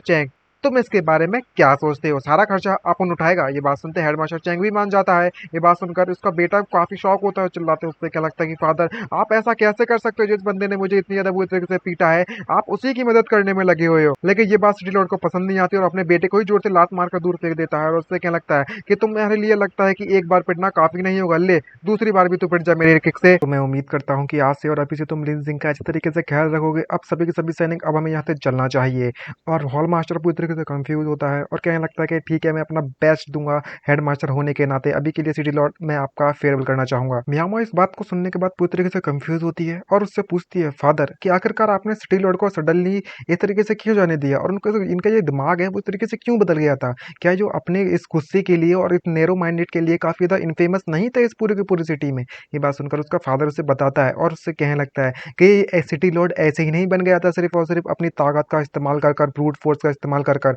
ये जानता है कि आखिरकार उसे कब और कहाँ और क्या करना है। तो तुम्हें क्या लगता है कि लिन जिंग की अपीयरेंस इस तरीके से यहाँ पर हुई है, तो तुम्हें क्या लगता है कि क्या होने वाला है हमारे पूरे के पूरे शान्या कंट्री के लिए भविष्य में इसको लेकर। दूसरी तरफ जी के लिन जिंग की तरफ जाती है और उससे पूछने लगती है कि तुम बस इतना ही खत्म हो गए, मुझे लगा था कि तुम और भी इधर टिकोगे, मुझे और भी ज्यादा एंजॉय करना था। ये बात सुनकर वो कहने लगता है कि प्लीज इस तरीके से बकवास करना बंद करो और मुझ पर झूठा इल्जाम मत लगाओ। फिर उसके बाद नाइट का सीन दिखाया जाता है स्टडी साइड हॉल पर, जहाँ पर हॉल मास्टर हमारे लिंजिंग को पास में बैठाकर उससे पूछता है क्या तुम अभी भी अपने ह्यूमनोइड सोर्स बीस्ट के बारे में नहीं बताओगे कि आखिरकार वो तुम्हें कैसे और कब और कहाँ मिला। ये बात सुनकर लिंजिंग घबराता है और उससे कहने लगता है कि ये काफी ज्यादा कॉम्प्लिकेटेड होने वाला एक्सप्लेन करने के लिए, तो हमारे लिए बेटर रहेगा हम इसके बारे में ना बात करें अभी, तो ज्यादा सही रहेगा। ये बात सुनकर हॉल मास्टर उससे कहता है कि ठीक है, अगर ऐसी बात है तो मैं तुमसे ज्यादा नहीं पूछने वाला हूँ तुम्हारी प्राइवेसी के लेकर, इसलिए। लेकिन तुम्हें पता है कि आखिरकार जो लॉर्ड सिटी लॉर्ड लियो है वो सडनली उन्होंने अपना जो एटीट्यूड है तुम्हारे खिलाफ वो अचानक से बदल क्यों लिया था। हाँ, आपने बिल्कुल सही कहा, मैं भी इस बात को काफी ज्यादा अजीब महसूस करने में लगा हुआ हूँ, स्ट्रेंज महसूस करने में लगा हुआ हूँ। क्या तुम मुझे बता सकते हो कि ऐसा पॉसिबल हो सकता है कि वो मुझ में थोड़ा इंटरेस्ट दिखाने में लगे हुए हैं। तो हॉल मास्टर कहता है कि नहीं, ऐसी बात नहीं है, उन्होंने मुझसे ये कहा था इसके अलावा भी कि ये इम्पॉसिबल है उसके लिए बिना तुम्हारी। और इतना कहते ही वो काफी ज्यादा रुक जाता है और कहने लगता है कि शिट, लगता है मैंने कुछ क्या कहा क्या। यहाँ पर वो एक सीक्रेट रिवील करने वाला होता है, लेकिन वो वहीं पर उसे होश आ जाता है और रुक जाता है और कहने लगता है कि मैं तो बस बकवास करने में लगा हुआ था क्योंकि मैंने नशा जो कर लिया, तो मैं इस बात पर बिल्कुल भी ध्यान देने की जरूरत नहीं है। लेकिन इसके इस तरीके की एक्सप्रेशन देखकर हमारा लिंजिंग पूरी तरीके से समझ जाता है, लेकिन किसी तरीके से हॉल मास्टर उस बात को घुमाकर उससे बात कुछ दूसरी बात को पलटता है और उससे क्या लगता है कि एक्चुअली में जो रीजन है मैंने तुम्हें यहाँ पर इसलिए बुलाया ताकि मैं तुम्हारे साथ डिस्कस कर सकूं जो 6 काउंटी मार्शल कंपटीशन होने वाला है उसके बारे में। यहाँ पर 6 काउंटी ने हमारे पूरे के पूरे कांगलिन प्रेफेक्चर में, और हर एक काउंटी एक दूसरे के खिलाफ compete करने में लगी हुई है ताकि वो अपने पावर को शो ऑफ कर सके, वो भी परफेक्ट के सामने। यानी कि कोई लीडर होगा उनका, छोटे छोटे गाँव का लीडर ऐसा मान सकते हो, उसके लीडर के सामने शो ऑफ करने के लिए। और सबसे ज़्यादा मोस्ट इंपॉर्टेंट चीज़ ये है कि जो ट्राइनियल 6 कंट्रीज का मार्शल कंपटीशन होने वाला है वो जल्दी होने वाला है, और इस साल का जो कंपटीशन है वो नेक्स्ट मंथ होगा। जैसा कि तुम जानते हो हमारे शान्यांग कंट्री की जो पॉपुलेशन है वो सबसे ज़्यादा स्मॉलेस्ट है, तो हमेशा हम लोग नीचे रहे रैंकिंग में। और हमने कभी उम्मीद भी नहीं लगाई थी कि जीतने के बारे में कि हम कभी जीते भी, लेकिन तुम्हारी जो अपीयरेंस है वो अचानक से आ चुके हो। तुम्हारी पावर लेवल देखने के बाद हम इस साल ऐसा सोचने में लगे हुए कि हम जीतेंगे, हमें एक और नया चांस देखने में लगा हुआ है। ये बात सुनकर लिंजिंग उससे पूछने लगता है कि अब मुझे समझ में आया, तो तुम चाहते हो कि मैं उस मार्शल आर्ट कंपटीशन में पार्टिसिपेट करूं, वो तुम्हारे लिए और जीत कर लेकर आऊं। ये बात सुनकर हॉल मास्टर भी खुश हो जाता है और उससे कहने लगता है कि एग्जैक्टली जो 3 लोगों की टीम होने वाली है रिप्रेजेंट करने वाली है हमारी काउंटी को, अगर तुम इस कंपटीशन को जीत जाते हो तो वो काफी तो ऑनर वाली बात होती है और हमारे पूरी की पूरी जो काउंटी होगी वो तुम्हारे लेकर काफी प्राउड होगी। ये बात सुनकर डायरेक्टली लिंजिंग उससे कहने लगता है खैर खाली खाली तारीफ के बारे में तुम भूल जाओ, सबसे पहले तो मुझे ये बताओ कि इस पार्टिसिपेट करने से मुझे क्या फायदा होने वाला है और मुझे क्या बेनिफिट मिलने वाले हैं, इससे मुझे क्या होगा। ये बात सुनकर वो पूरी तरीके से शॉक हो जाता है हॉल मास्टर, और घबराते उससे कहने लगता है कि आजकल की जो जनरेशन है ना, यूथ वाली जनरेशन है, उसे बेवकूफ़ बनाना इतना ज़्यादा आसान नहीं है। और घबराते उससे कहता है डायरेक्टली, मैं डायरेक्टली इसको सिटी लॉर्ड के साथ डिस्कस करने वाला हूँ और इसका जो जवाब है, जो आंसर है, मैं तुम्हें कल दे दूंगा। और उनकी मीटिंग खत्म हो जाती है और लिंजिंग बाहर घूमने के लिए वापस से निकल जाता है अपने कमरे में आराम करने के लिए। और जाते जाते कहने लगता है कि छे, इस बुढ़ऊ को देखो तो जरा, कुछ वर्ड का इस्तेमाल कर मुझे बेवकूफ़ बनाने की कोशिश करने में लगा हुआ था ताकि मैं उसके लिए काम करने लगूं। हाँ, फिर से सोचेगा। तो बुक उससे कहते हैं ये जो कंपटीशन है वो काफी ज्यादा हेल्पफुल हो सकता है तुम्हारे कल्टीवेशन को इंप्रूव करने के लिए। ये बात सुनकर लिंजिंग उस बुक की बैंड बजाता है और उससे कहने लगता है कि अगर ऐसी बात है तो डेफिनेटली मैं पार्टिसिपेट नहीं कर सकता। अगर मेरी जो कल्टीवेशन प्रोग्रेस है अगर मैं स्लो रखूंगा तो वही मेरे लिए बेटर रहेगा। मैं इस बात का अपनी जिंदगी से रिस्क नहीं ले सकता कि मैं अपनी आइडेंटिटी को रिवील कर दूंगा मैं डीमर रेस से बिलोंग करता हूँ। ये बात सुनकर इसे और भी गुस्सा आने लगती है बुक को, और वो इतने गुस्से में हमारे एमसी के कनपट्टी में एक जोर से खींच के बजाता है जिससे कि लिंजिंग सीधे दीवार में जाकर घुस जाता है। और घबराते हुए उस बुक से कहने लगता है कि मास्टर बुक, मैं तो बस मजाक करने में लगा हुआ था, आपने ये सब क्यों मार दिया इतनी बुरी तरीके से मुझे। दीवार में घुसने के बाद लेकिन जब वो अपनी आंखें खोलता है तो वो देखकर आंखें पूरी तरीके से शॉक हो जाता है और उसकी नाक से खून बहने लगता है क्योंकि वहां पर म्याओ म्याओ बात लेने में लगी थी, यानी कि नहाने में लगी हुई थी। जब म्याओ म्याओ इसको इस तरीके से देखती है, उसको नहाते हुए देख रहा है, ये बंदा काफी गुस्सा में रोना चालू कर देती है। उसको घबराते हुए एमसी उससे कहने लगता है कि ये बस एक गलत फहमी है, ये जो बुक है उसने मुझे नॉक आउट कर दिया था। और तुम्हें शायद इसके बारे में पता नहीं होगा लेकिन इस बुक का जो टेम्पर है वो वाकई में बहुत ज्यादा बिग है, बहुत ज्यादा बिग है, और किसी और चीज के बारे में बात कर रहा है। ये देखकर म्याओ म्याओ और भी भड़क पड़ती है और उससे कहने लगता है कि मुझे इस बात पर भरोसा नहीं होता कि तुम इस तरीके से झूठ भी बोलते हो। मुझे लगा था कि तुम काफी द हॉनेस्ट और अच्छे बंदे होंगे, लेकिन तुम तो एक नंबर के शेमलेस स्कॉन्ड्रेल बंदे निकले। तभी वो बोको से याद दिलाती है एमसी को और लिनजिंग से, कहने लगता है कि ओह, मैं तो तुम्हें इस बारे में बताना भूल ही गया था कि मुझे तुम्हारे अलावा और बीस्ट गर्ल के अलावा कोई भी नहीं देख सकता। ये बात सुनकर उसे काफी गुस्सा आती है और शौक भी लगता है और कहने लगता है कि तुम मुझे इतनी ज्यादा इंपॉर्टेंट चीज अब बता रहे हो। म्याओ मैं इस बात काफी गुस्से में है और कहने लगती है कि तेरी हिम्मत कैसी हुई मेरी इस तरीके से इंसल्ट करने की, तू अभी सबक सिखाता हूँ, जाओ जल्दी से जाओ और इस ठरकी के अच्छे तरीके से बैंड बजा दो। तभी उसका 4 स्टार का सोर्स बीस्ट आ जाता है, जो कि एक जेली फिश है, इसका नाम जियाबू रखा है इसने, और वो आइस एट्रीब्यूट के पावर का इस्तेमाल कर सकता है और डायरेक्टली उधर पूरी की पूरी बॉल को सील कर देता है एक ही अटैक में। लेकिन किसी तरीके से हमारे एमसी को जीके बचाने के लिए बाहर आती है और उसे घसीट कर वहां से ले जाती है और कहने लगती है कि योर मैजेस्टी, आपको यहाँ पर कुछ भी नहीं होने वाला है। और चिल्लाते उससे कहने लगता है कि जीके जल्दी से यहाँ पर छुपने की कोई जगह ढूंढ लो। और माहौल ज्यादा ठंडा होने के कारण उसे काफी ठंड लगने लगती है, जिससे देखकर वो उसका पूरा पूरा बॉडी कपकपाने लगती है और कहने लगता है कि फॉर्चुनेटली जो जीके है वो एक फायर एट्रीब्यूट की लड़की है, वरना मैं आज पूरी तरीके से जमा दिया जा चुका होता, बर्फ का गोला बन जाता और कुछ भी नहीं। और जीके इस मौके का फायदा उठाते हैं और उससे कहने लगता है कि योर मैजेस्टी, आपको देखकर ऐसा लगता है कि आपको बहुत ज्यादा ठंड लगने में लगी हुई है। जो जीके है वो आपको गर्म करने के लिए तैयार है, आपको चिंता करने की जरूरत नहीं है इस बारे में। लेकिन वो काफी तक घबरा जाता है और उसके साथ इंडिपेंडेंट नहीं होना चाहता और घबराते हुए मना करने लगता है कि नहीं नहीं नहीं प्लीज अभी नहीं। लेकिन मियाँ में उसे पकड़ने में कामयाब रहती है और उससे कहने लगती है कि तुम ठरकी कहीं के यहाँ से भागने की कोशिश भी मत करना। लेकिन जैसे ही वो हमारे एमसी लिनजिंग पर अटैक करती है, जीके उसे रोकती है, उससे कहने लगती है कि मैंने तो एक नजर में पहचान लिया था कि तुम एक नंबर की स्टिंग कर लो। खैर योर मैजेस्टी, आपको इस लड़की के बारे में ज्यादा ध्यान नहीं देना चाहिए। अगर वाकई में आप कुछ देखना चाहते हो तो मैं आपकी हर एक इच्छा को पूरा करने के लिए तैयार हूँ और आपकी हर एक जरूरत को पूरा कर दूंगी। तभी पीछे से एक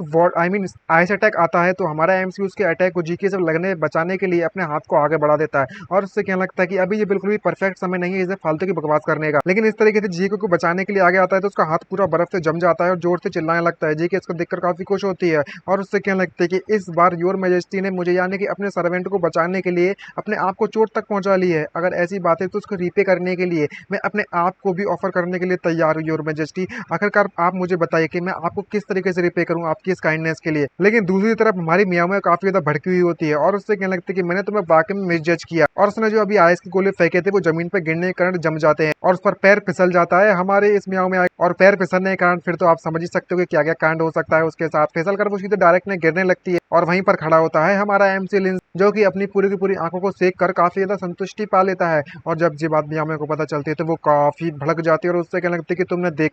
देखा ना। अब लिंजिंग अपने आप को बचाने के लिए उसके पास कोई भी ऑप्शन नहीं रहता, तो उससे क्या लगता है कि मैं नहीं देख सकता, मैं तो अंधा हूँ, मैं तो तुम्हें ये पहले से बताना चाहता कि मैं ब्लाइंड हूँ। और इसके फालतू के बहाने मियाँ में पर काम नहीं करते और वो गुस्से में अपने बहुत ज्यादा अटैक पावर पर अटैक करते हैं। उससे कहने लगती है कि तुम झूठ बोलने में लगे हो, जिया भी जल्दी से जाओ और हम दोनों मिलकर इन दोनों को सबक सिखा देते हैं। इसको देखकर वो काफी घबरा जाता है और कहने लगता है कि ये चैंग मियाँ में तो वाटर एट्रीब्यूट है और तो और इसके पास एक ऑक्टोपस भी मौजूद है जो कि आइस अटैक कर सकता है हम सभी पर और इसके अटैक काफी पावरफुल भी है, किसी को चोट लग सकती है यहाँ। और जब इनकी कन्वर्सेशन चली रही होती है तभी पीछे से कहते कि चिल्लाने की आवाज आती है और उन सभी को अटैक फाइट करने से वहीं पर रोक दिया जाता है और पता चलता है कि ये तो मियाँ मियाँ कोई डेड है और उससे कह रहा होता है कि तुम यहाँ पर क्या करने में लगे हुए हो, क्या तुम पूरे के पूरे मार्शल हॉर्ड को तबाह करना चाहते हो हमारे। तो मियाँ मियाँ रोते रोते अपने डैड से कहने लगते हैं कि जो लिनजिंग है वो एक नंबर का टर्की है, ये बंदा हम इस बंदे को अपने मार्शल हॉल में नहीं रख सकते। ये बात सुनकर उसका डैड नीचे आता है और उससे कहने लगता है कि मैंने ऑलरेडी सारे का सारा कांड देख लिया, तुम्हें चिंता करने की जरूरत नहीं है, तुम्हारे जो डैड है वो तुम्हारे लिए इंसाफ जरूर कर देंगे, तुम कमरे में वापस जाओ और अपने कपड़े बदल कर वापस आ जाना। और यहाँ पर वो उसे घूरते हुए कहने लगता है कि लिनजिंग अब तुम इसके बारे में क्या कहना चाहो। तो लिनजिंग उससे कहने लगता है कि ठीक है, अब जबकि तुमने देख लिया है कि यहाँ पर क्या चलने में लगा हुआ। और तभी उसके दिमाग की बत्ती जल जाती है और समझ जाता है कि इसने सब कुछ देखा था, हमारी फाइट कैसे कैसे हो रही थी। तो इसका मतलब ये हुआ कि छत पर चढ़कर हमारी फाइट को देखने में था पूरे के पूरे समय में और वो हमारे इस कांड को मेरे खिलाफ यूज करने वाला है।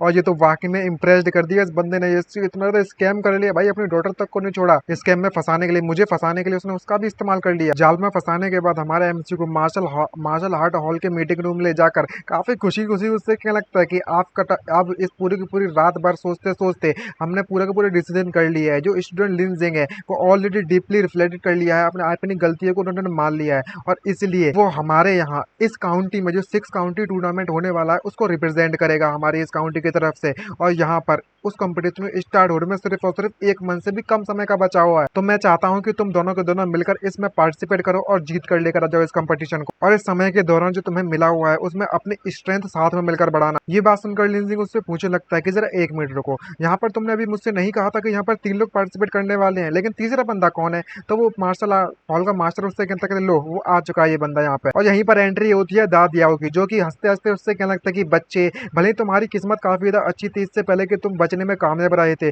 लेकिन अब तुम्हारी किस्मत बहुत ज़्यादा ख़राब है क्योंकि तुमने मेरी स्क्वाड को ज्वाइन कर लिया है और मैं एक कैप्टन होने के नाते मैं तुम्हें बहुत ज़्यादा बुरी तरीके से ट्रेन करने वाला हूँ। लेकिन इसकी ये बात बकवास सुनने के बाद यहाँ पर हॉल मास्टर उसके पीछे आकर उससे कहने लगता है कि डाज आओ, मैं तुम्हें ये बात बताना भूल चुका था कि इस साल का जो कैप्टन होने वाला है वो लिंजिंग होने वाला है। लिंजिंग इस बात को सुनकर काफ़ी खुश होता है, रस्सी निकाल कर उससे क्या लगता है कि ओह ओ अब जरा देखो तो जरा कि कौन किसको यहाँ पर बहुत ज़्यादा हरासली ट्रेनिंग करना करवाना चाहता है। ये बात जानकर वो काफ़ी शौक होते हैं, उससे क्या लगता है कि ये कम से कम 3 सालों से मैं लगातार कैप्टन बनते हुए आ रहा हूँ इस कंपटीशन का, तो आखिरकार इस साल का जो ईयर का इस साल का जो कंपटीशन होने वाला है उसमें मैं कैप्टन क्यों ना बनूं। मानो या ना मानो मैं सारी की सारी बात अपने डैड को बता दूंगा, सच्ची बोल रहा हूँ। तो हॉल मास्टर वहां से आता है, उससे क्या लगता है कि तुम ये बात भूल चुके हो कि तुम्हारे जो डैड है वही जहाँ पर आकर कल तुम्हें कितनी बुरी तरीके से पीटा था। और मुझे ये बात भी तुम्हें बताते हुए काफी खुशी मिल रही है कि तुम्हारे जो डैड है वो यानी कि सिटी लॉर्ड वो भी इस डिसीजन को सपोर्ट करेंगे। तभी बीच में म्याओ म्याओ भी बोलती है और उससे कहने लगती है कि तुम 3 साल से कैप्टन बनते हुए आ रहे हो और हम लगातार बैक टू बैक 3 साल से इस कंपटीशन को हारते हुए आ रहे हैं, तो लेकिन तुम अब भी इतनी ज्यादा हिम्मत है कि तुम कैप्टन बनना चाहते हो, तो मानो या ना मानो तुम यहाँ पर अगर एग्री हो तो यहाँ पर रुको, नहीं हो तो पहली फुर्सत में निकल लो बेटा। ये बात सुनकर दूडाओ के पास कोई भी ऑप्शन नहीं बचता और घबराते उससे क्या लगता है कि मैं तो बस एक्चुअली में कैजुअली में बात करने में लगा हुआ था। ऑफकोर्स ये बात है कि मैं इस बात से एग्री हो जाऊंगा। और जब इनकी वार्तालाप चली रही होती है तो पीछे से हमारा एमसी लिंजिंग कहने लगता है कि मुझे कोई फर्क नहीं पड़ता, इसे कैप्टन बन जाने दो। ये बात सुनने के बाद उसे काफी गुस्सा होती है और हमारी मियाँ में कहीं आग बुला हो जाती है और उससे कहने लगती है कि तू तो अपना मुंह बंद ही रख, अगर यहाँ पर अभी भी अगर इस साल तुमने हमें हरवा दिया और हमारी शर्म से नाक कटवा दी तो सोच लेना वापस आने के बाद में तेरी जिंदगी का क्या हालत करूंगी, तुम पछताओगे और अपनी जिंदगी हाथ से धोनी पड़ेगी। तुम इतना गुस्से में देखने के बाद दूल्हा काफी खुश होता है दूधिया और उससे कहने लगता है कि म्याओ में तुम्हें देखकर तो ऐसा लग रहा है कि म्याओ में कल तक तो तुम्हें प्रोटेक्ट करने में लगी हुई थी, लेकिन आज तो देखकर ऐसा लगता है कि इसे अगर मौका दिया जाए ना तो तुम्हारे चीतरे फाड़ के कहीं और फेंक देगी। तो आखिरकार तुमने इतना गुस्सा कैसे दिला दिया उसको। ये बात सुनने के बाद वो उससे कहने लगता है कि ओह ये तो बस एक छोटा सा मैटर था, बस कोई बड़ी बात नहीं, मैंने बस इसे बिना कपड़ों के देख लिया था कल नहाते हुए। ये बात सुनने के बाद दूध काफी शौक होता है और उसके एक्सप्रेशन वाकई में बहुत ज्यादा देखने लायक होते हैं, उसकी इमेजिनेशन तो देखो। और पीछे से यहाँ पर हॉल मास्टर उससे कहने लगता है कि तुम दोनों को ट्रेन करने तुम तीनों को ट्रेन करने के लिए ग्रेट बियर माउंटेन पर जाना चाहिए, वहां पर तुम्हें हर्ब्स को गैदर करना चाहिए, फिर उस हर्ब्स को तुम पिल्स में रिफाइन करना जो कि तुम्हारे लिए काफी ज्यादा काम आएंगी। और पहुंच जाते वे लोग ग्रेट बियर माउंटेन पर तो दूधा उससे कहने लगता है कि मैंने सुना है कि यहाँ पर बहुत मात्रा में आयरन बैग बियर्स अपेयर होते हैं, लेकिन तुम्हें चिंता करने की बिल्कुल भी जरूरत नहीं, मैं तुम्हें यहाँ पर प्रोटेक्ट करने की मौजूद हूँ क्योंकि मेरे लास्ट नाइट को मेरा जो स्पिरिट बीस्ट है वो 3 स्टार पर कन्वर्ट हो चुका है, लेकिन मैं डायरेक्टली उससे मना कर देती है इसको लेकर। और तभी वे लोग एक मोड़ पर पहुंच जाते हैं तो दूधा उससे कहने लगता है कि हे बच्चे तुम हब्स को गैदर करने के लिए उस डायरेक्शन में जाओ और हम दोनों इस डायरेक्शन में जाएंगे। और हमारा एमसी बिना कुछ कहे मान भी जाता है और इसको ऐसी हरकतें करते देखकर वो काफी सरप्राइज होता है और कहने लगता है कि मुझे इस बात पर भरोसा नहीं होता कि एक रेनो वर्ड दू दाओ लियू दा दियाओ चेंग में आओ का इतना बड़ा सिंप है उसका पीछा करता रहता है, कितनी पथेटिक वाली बात है। और बोर्ड लटका हुआ होता है वहां पर लिखा हुआ था कि यहाँ पर रेयर इसकी बियर लेफ्ट साइड में बियर पीक पर मिलने वाले ग्रेट बियर माउंटेन के और वहीं पर लोकेटेड है उसके समिट पर टॉप पर। पीछे से वो बात सुन लेता है और कहने लगता है दूधिया उससे दादिया मैं कोई सिंपल वगैरह नहीं हूँ, मैं बस तुम मेरा यहाँ पर इंतजार करो, मैं तुम्हें दिखाता हूँ कि आखिरकार असली बात कौन है। और फालतू की बकवास ना करते हुए बुक हमारे एमसी को वहां से जाते हुए देखती है और उससे कहने लगती है कि तुम वहां पर एक रॉयल स्पेशल टॉनिक पिल की जरूरत है क्या, अगर तुम इस स्टेज को अच्छी तरीके से क्रॉस करने में कामयाब रहते तो अपनी फाउंडेशन को बिल्ड कर सकते हो, बना सकते हो, वो बिना किसी परेशानी के। अगर तुम इस हाथ को धूल कर इसका इस्तेमाल करते हो तो नेचुरल सी बात है कि तुम्हारे लिए बेनिफिशियल होने वाली है। ये बात सुनकर लिंजिंग उससे कहने लगता है कि ठीक है आखिरकार तुम मुझे बताओ कि तुम्हें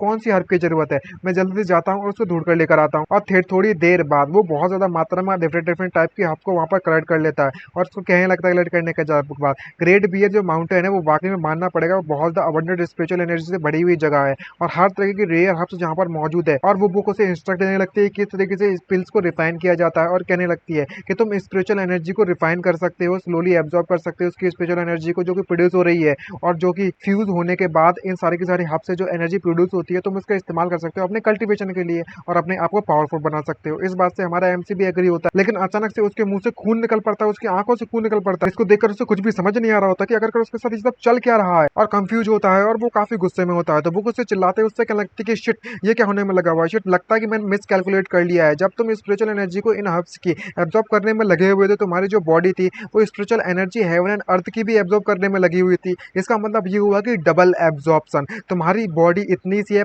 5,000 mAh की है, तुम एब्जॉर्ब कर रहे हो 10,000 mAh की पावर को, तो ऑब्वियसली सी बात है कि तुम्हारी बॉडी उसको झेल नहीं पाएगी, जिसको देखकर वो चिल्लाने लगता है जोर जोर से। ज्यादा एनर्जी होने के कारण उसकी बॉडी कन्वर्ट होने लगती है एक बिजली फॉर्म में, और कहने लगता है कि मेरी बॉडी इतनी एनर्जी को नहीं झेल पाएगी, मैं और ज्यादा नहीं झेल सकता, तो मैं कुछ ना कुछ तो सोचना होगा वरना मेरी बॉडी ब्लास्ट हो जाएगी इस एनर्जी के कारण। तो वो कुछ से कहने लगते कि अब इस मौके के पास सिर्फ और सिर्फ एक ही तरीका है इस सिचुएशन से निपटने का, और तुरंत वहां पर वो जीके को रिलीज कर लेता है, और उससे क्या लगता है कि अब तुम्हारी बारी है यहाँ पर परफॉर्मेंस करने की। और वो इस बात को देखकर काफी खुश हो जाती है, उसकी आंखें चमक पड़ती है, और तुरंत उसके पास जाकर उससे क्या लगता है कि माय एम्परर, मैं उम्मीद करती हूँ कि आप थोड़ा सा जेंटल रहोगे मुझे यूज करने के लिए, और जाकर सीधे कूद जाती है बाकी ऊपर, और कहने लगती है कि मैंने कम से कम हजारों सालों तक इस मूवमेंट का इंतजार किया है माय एम्परर, और फाइनली मुझे वो मौका मिल चुका जिसका इतने सालों से इंतजार करने में लगी हुई थी। और बाकी का एक्सप्रेशन और सब कुछ इमेजेस से उम्मीद करता हूँ कि आप तो समझ ही गए होंगे कि क्या हो रहा है यहाँ पे। और तभी वहां पर एक एनर्जी ब्लास्ट होता है जो जगह पर लिंजिंग मौजूद है, क्योंकि वो ब्रेक थ्रू कर जाता है, वो तो आगे पता चलेगा हमको। जब म्याओ म्याओ उसको देखती है तो शॉक होती है, उससे कहने लगते हैं क्या हमारे लिंजिंग ने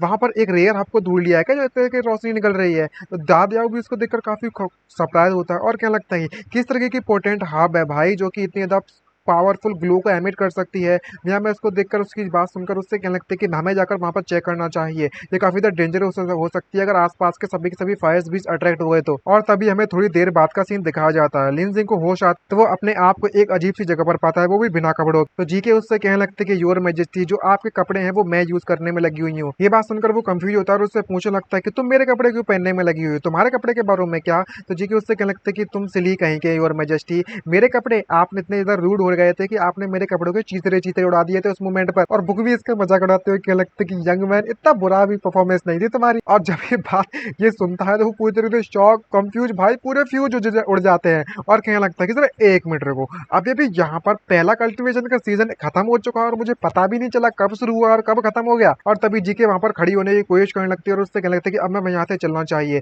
पता भी है कि तुम दोनों यहाँ पर कितना ज्यादा बवाल मचा दिया था, इससे अट्रैक्ट कर सकते हैं आसपास कितने भी लोग हैं, वो लोग यहाँ पर आने ही वाले होंगे, हमें ये जगह छोड़कर जल्दी से चले जाना चाहिए, लोगों ने अगर तुम्हें देख लिया तो जो अच्छा नहीं होने वाला। और जैसे वो खड़े होने लगती है तो उसके पैरों में बिल्कुल भी एनर्जी नहीं बचती, और ना कम एनर्जी होने के कारण वो वहीं पर गिर जाता है। और उसे बचाने के लिए हमारा एमसी आगे आता है, उसे पूछने लगता है कि क्या हो गया तुम, और जीके उससे कहने लगती है कि तुम्हें तद सिली होने की जरूरत नहीं है, ये ऑब्वियस ही बात नहीं है कि ये सब क्यों हो रहा है मेरे साथ, आपको तो इसके बारे में पता होना चाहिए, एक बार मैं पूरी तरीके से रिकवर हो जाऊंगी तो नेक्स्ट टाइम मैं इस बात का ख्याल रखूंगी कि तुम भी पूरी तरीके से खड़े नहीं हो पाओगे बिल्कुल मेरी तरह। खैर अभी के लिए मैं आराम करने वाली हूँ। और उसकी बॉडी पूरी तरीके से चमकने लगती है, और हमारा एमसी इसको देखकर पूरी तरह घबरा जाता है, और उससे क्या लगता है कि आखिरकार जो जीके है वो इस तरीके से जेट पेंडेंट में बदल क्यों गई है। तब वो बुक उसे एक्सप्लेन करते हैं, उससे कहने लगती है कि तुम्हें इतना सरप्राइज होने की बिल्कुल भी जरूरत नहीं है, क्योंकि तुमने ऑलरेडी इसके साथ कॉन्ट्रैक्ट फॉर्म कर लिया है, और इसका मतलब ये हुआ कि तुम अब इस जेड को जैसे चाहे वैसे इस्तेमाल कर सकते हैं। जब ये बात है हमारा एमसी लिंजिंग सुनता है तो वो काफी खुश होता है, सरप्राइज होता है, कहने लगता है कि इसका मतलब ये हुआ कि मैं इसको अपने अनुसार सोर्स भी जेड पेंडेंट का इस्तेमाल करके इसे कभी भी समन कर सकता हूँ, जैसे कि उस सिटी लॉर्ड ने किया था उस मूवमेंट पर। मैं तो इस मूवमेंट के बारे में ऑलमोस्ट भूल ही गया था, लेकिन इसको जो रिवॉर्ड होने वाला है वो काफी फायदेमंद है। लेकिन तभी उसे किसी के आने की आवाज सुनाई देती और अपने आप को बचाने के लिए उस बुक को पकड़कर वहां से कूद जाता और नोटिस करता है कि कोई तो यहाँ पर आने में लगा हुआ है, और उसे देखकर कहने लगता है कि ऐसा पॉसिबल हो सकता है कि चैंग मियाओ में और बाकी के लोग यहाँ पर मुझे ढूंढते ढूंढते आ चुके हैं। नहीं, ये वह नहीं है, इनकी आवाज सुनकर तो मुझे ऐसा बिल्कुल भी नहीं लगता। इनके जो फुट स्टेप्स है वो काफी नजदीक आते हुए जाने में लगे हुए हैं, ये बंदा हमारे काफी नजदीक आ गया। और तभी वो बंदा उसके सर पर आकर खड़ा हो जाता है ऑलमोस्ट थोड़ी दूरी पर, और कहने लगता है कि ये तो काफी ज्यादा अजीब बात है, क्योंकि जो स्पिरिचुअल एनर्जी यहाँ पर बहुत ज्यादा मात्रा में अभी भी निकली थी वो स्पिरिचुअल एनर्जी पूरी तरीके से डिसअपेयर हो चुकी है। क्या ऐसा पॉसिबल हो सकता है कि उस स्पिरिचुअल एनर्जी ने मुझे यहाँ पर आते आते अप्रोच करते हुए देख लिया होगा और अपने आप को बचाने के लिए जहाँ से भाग गई होगी, जिस चीज से वो निकली थी स्पिरिचुअल एनर्जी, आखिरकार किस तरीके का सोर्स बीस्ट होगा जो कि इस तरीके के पावरफुल सेंसेस इतनी दूर से भी मुझे नोटिस कर लिया। नहीं, ऐसा नहीं हो सकता, क्योंकि जो स्पिरिचुअल एनर्जी थी वो वाकई में बहुत ज्यादा स्ट्रॉन्ग थी, वो कोई सोर्स बीस्ट की स्पिरिचुअल एनर्जी नहीं हो सकती। मुझे लगता है कि यहाँ पर किसी ने हाई ग्रेड की स्पिरिट हब को ढूंढ लिया है, और इस बंदे के बारे में बताया जाता है इसका नाम यांग मो है, वो भी हुआ वो काउंटी का बंदा। तभी किसी को अपने आसपास आते हुए नोटिस करता है और उसकी तरफ शूट कर देता है, और पता चलता है कि ये दोनों कोई और नहीं बल्कि मैं मियाओ में और दादियो है। और पीछे से हमारा एमसी इनकी फाइट्स को देखते हुए काफी सरप्राइज होता है, और जहाँ पर ये बंदा उससे कहने लगता है कि मैं सोचने में लगा हुआ था कि कौन है यहाँ पर, लेकिन अब मुझे समझ में आया, ये जो सांग्याओ कंट्री का फ्यूचर स्टार है ना, तो वो तुम थे जिसने यहाँ पर हाई ग्रेड की स्पिरिट हब को ढूंढा था। जहाँ पर मियाओ में उस पर गुस्सा करती है और घबराती भी है, क्योंकि वो काफी ज्यादा पावरफुल है उसके मुकाबले में, और कहने लगती है कि तेरी हिम्मत कैसी हुई यांग वेई यानी कि यांगबो हमारे इस ग्रेट बियर माउंटेन में आने की। क्या तुम ये बात भूल चुके हो जो कांगचान प्रेफेक्चर के लॉर्ड है उसने साफ साफ ये फॉरबिडन किया है कि तुम इस तरीके से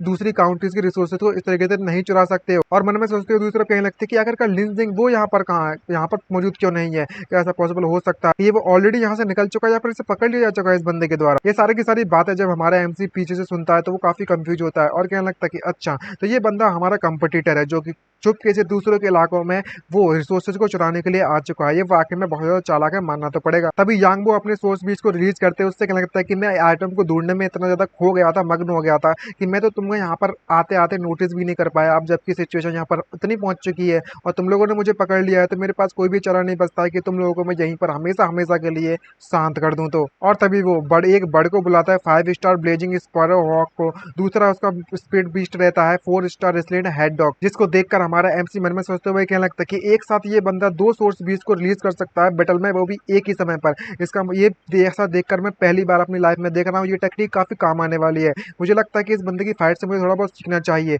मैं वाकई में बहुत ज्यादा केयरलेस था पहली बार तो, और इम्प्रूव करना चाहिए अपनी स्ट्रेंथ को सबसे ज्यादा। लेकिन हमारे ये 2 लोग भी कहाँ हार मानने वाले। म्याऊ में भी अपने बीच को बाहर बुला लेती है और दादेव भी बाहर बुलाते हैं। उससे क्या लगता है कि तुम हमारे इलाके में आकर हमारे रिसोर्सेज को चुराने में लगे हुए हो। मुझे इस बात पर बिल्कुल भी भरोसा नहीं होता कि तुम यहाँ यहाँ नहीं कि मुझसे भी कोई बड़ा कचरा यहाँ पर मौजूद हो सकता है इस वर्ल्ड में। मुझे इस बात पर बिल्कुल भी भरोसा नहीं है, ना ही मैं ऐसा कभी होने दे सकता हूँ। तो म्याऊ में भी उससे क्या लगता है कि तुम्हें अपने दुश्मनों को कभी भी अंडर एस्टिमेट नहीं करना चाहिए, क्योंकि ये एक लेजेंडरी जीनियस है जिसने पार्टिसिपेट किया था 3 मार्शल डिसीजन बैटल्स में। जियाओ तुम अपने जो एट्रीब्यूट एडवांटेज है उसका फायदा उठाओ और इस बंदे को जाने की फायर बर्ड का ख्याल रख लेना। और बात करें तुम्हारे बारे में आहू, तुम इस हेडेक को बिजी रखना। वो बात से इस बात से एग्री हो जाता है। ये बात सुनकर यांगबो मुस्कुराता है और उससे क्या लगता है कि तुम्हारी जो टेक्टिक है वो काफी ज्यादा आउटडेटेड हो चुकी है, तो मैं इसके बारे में कुछ नया सोचना चाहिए। और वो अपनी स्पैरो हॉक को अपने हेड डॉग पर फायर थ्रो करने के लिए बोल देता है, जिसको देखकर वो सभी के सभी कंफ्यूज हो जाते हैं तीनों के तीनों की ये क्या कर रहा है, वो अपने साथी को क्यों जला रहा है। तभी एक बंदा एक लड़की के पास आकर रिपोर्ट करता है और क्या लगता है कि रिपोर्टिंग टू वाइस लॉर्ड, आपको इसके बारे में बताना चाहते हो कि हमारे जो वाइस लॉर्ड यांगमो है वो ऑलरेडी इस सिटी में मौजूद नहीं है, ये यहाँ से जा चुके हैं। ये बात सुनकर जो लड़की सरप्राइज होती है और उससे क्या लगता है कि अच्छा ऐसी बात है क्या, तो ये यांगमो है वो मेरे लिए वापस से परेशानी खड़ी करने वाला है। यहाँ पर दूसरी तरफ उनकी बहुत भयानक फाइट चलने में लगी हुई होती है। एट्रीब्यूट एडवांटेज उठाने की कोशिश करता है लेकिन कुछ भी वहां पर काम नहीं करता। और जैसे ही वो अपने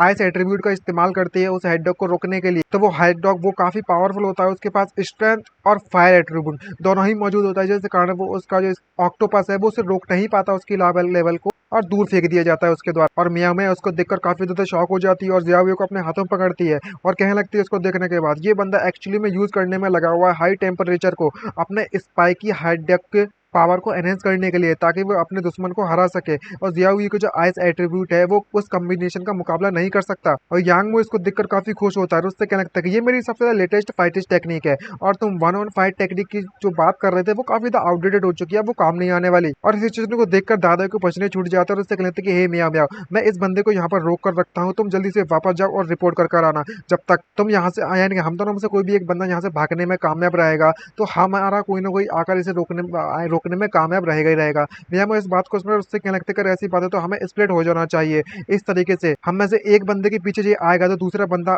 एनफोर्समेंट लेने में कामयाब रहेगा। ये बात सुन लेता है यांगबो और उससे कहने लगता है कि तुम दोनों के दोनों एक नंबर के बेवकूफ हो क्या तुम्हें वाकई में ऐसा लगता है कि जो तुम्हारे 2 लेग्स हैं वो हमारे जानवर के हमारे एनिमल के स्प्लिट बीच के 4 लेग को हराने में कामयाब रहेंगे। ये एक कहावत एक तरीके से 2 विंग्स को, जो पक्षी है वो दौड़ने से काफी ज्यादा पावरफुल है क्योंकि उड़ सकता है और वो अपनी फायर एट्रीब्यूट का इस्तेमाल करता है उन दोनों को वहीं पर रोकने के लिए, जिससे कि वो आगे ना बढ़ पाए। मियाँ इसको देखकर काफी घबरा जाते हैं। उससे कहते हैं कि हम लोग इस बंदे के साथ सोर्स बीस्ट का इस्तेमाल कर फाइट नहीं कर सकते हैं क्योंकि हमारे पास ऐसे सोर्स बीस्ट मौजूद ही नहीं है। ये बात सुनकर वो कंफ्यूज होता है और कहने लगता है कि तुम्हारा दिमाग तो खराब नहीं हो चुका, तुम फायरबॉल का साथ फाइट करना चाहते हैं वो भी बेयर हैंड। लगता है कि हमारी जिंदगी तो खत्म हो गई, अब जब तक हेवंस यहाँ पर हमें बचाने के लिए नहीं आएंगे हम पक्का मारे जाएंगे आज यहाँ पर। और तभी एंट्री होती है हमारे एमसी लिनसिंग की, जो धांसू एंट्री मारता है उसके ऊपर कूद कर। उससे क्या लगता है कि तुम्हारी इंटेलिजेंस को देखकर तो ऐसा लगता है कि तुम्हें तो कम्पीट नहीं करना चाहिए और ना ही कभी कम्पीट करने के बारे में सोचना चाहिए। और वो हेड डॉग की वहीं पर बैंड बज जाती है और सबसे ज्यादा खुश होने वाला बंदा तो ये होता है लिनसिंग। उसको देखकर उससे क्या लगता है कि तुम यहाँ पर खड़े खड़े क्या करने में लगे हो, तुम जल्दी से वापस जाओ और इस बारे में रिपोर्ट कर लो और सारा का सारा मैटर को मैं संभाल लूंगा यहाँ पे। तभी दादिया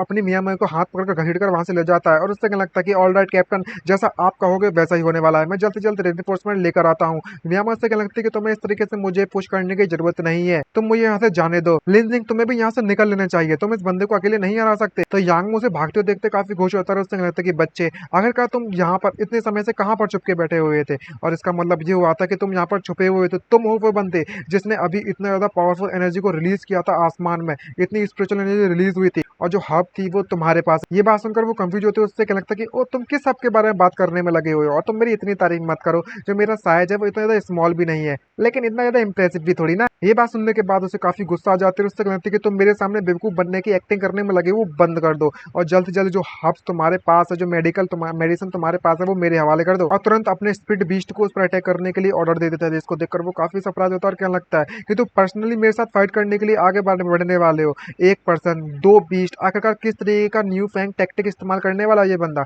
मुझे सीखने की जरूरत है इस बंदे से फाइट करने की। ठीक है, अगर ऐसी बात है तो मैं अपनी जीके को यहाँ पर बुलाता हूँ, चलो देखते हैं कि क्या होता है। और जीके जैसी बाहर आती है उससे क्या लगता है कि जैसा आप कमांड करोगे माय लॉर्ड, आप जैसा कहोगे यहाँ पर वैसा ही होने वाला। जैसे ही यांगबो स्पीड बीस्ट को देखता है तो काफी शॉक हो जाता है और उससे क्या लगता है कि ये तो एक ह्यूमनोइड सोर्स बीस्ट है, एक ऐसा स्टूडेंट जो कि लास्ट प्लेस आता है हर साल उस जगह, उसके स्टूडेंट के क्लास के पास एक्चुअली में ह्यूमनोइड सोर्स बीस्ट है। ये तो ज्यादा फ्लैशी बंदा है, चलो देखो तो आखिरकार ये कितना ज्यादा पावरफुल बीस्ट है इसका। और जैसे ही वो अपने डिवाइस से इसकी पावर लेवल को चेक करने की कोशिश करता है तो उसके पसीने छूट जाते हैं और पता चलता है ये तो भाई 8 स्टार सोर्स बीस्ट है। ये बात जानकर तो लिंग भी सरप्राइज हो जाता है और उससे पूछने लगता है कि आखिरकार तुम 8 स्टार पर कब पहुंच गई। तो जी के उसे बताने लगती है कि वो अभी अभी जब